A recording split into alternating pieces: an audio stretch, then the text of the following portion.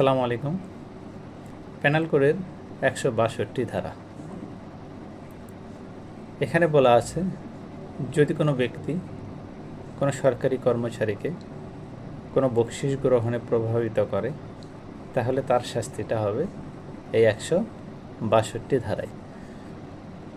অর্থাৎ অন্য কোনো ব্যক্তি তার কোনো কাজ করার জন্য, আপনি সরকারি কর্মচারী, আপনাকে কিছু বকশিস দেওয়ার জন্য প্রভাবিত করতেছে, মানে এই প্রভাবের মাধ্যমে সে তার কাজটা হাসিল করে নেবে। তাহলে যে ব্যক্তি তার কাজটা করে নেওয়ার জন্য আপনাকে প্রভাবিত করতেছে, তাহলে তার শাস্তিটা হবে ১৬২ ধারা।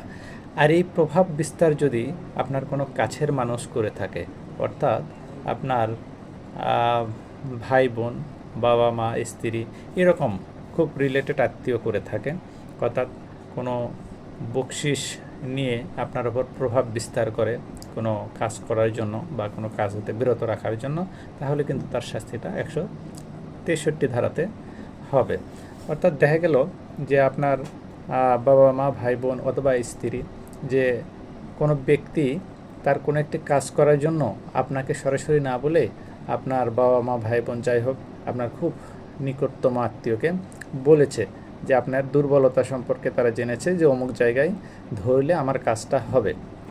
এখন ধরেন আপনার এই নিকটতম আত্মীয়ের মধ্যে কেউ এই বকশিসটা গ্রহণ করে আপনার ওপর প্রভাব বিস্তার করছে যে অমুকের কাজটা করে দিও, না হলে কিন্তু তোমার সমস্যা হবে, এরকম বিষয়টা। তাহলে দেখা গেল যে আপনার ওপর যাদের অধিকার খাটানোর অধিকার আছে, তারা আপনার ওপর প্রভাব বিস্তার করতেছে, মানে আপনিও তাদের প্রতি খুবই দুর্বল। এই ক্ষেত্রে সেই ব্যক্তির শাস্তি, অর্থাৎ বকশিস গ্রহণে অবৈধ কোনো কাজ করতে যদি আপনার ওপর প্রভাব বিস্তার করে, তার শাস্তি দেওয়া হবে ১৬৩ ধারাতে।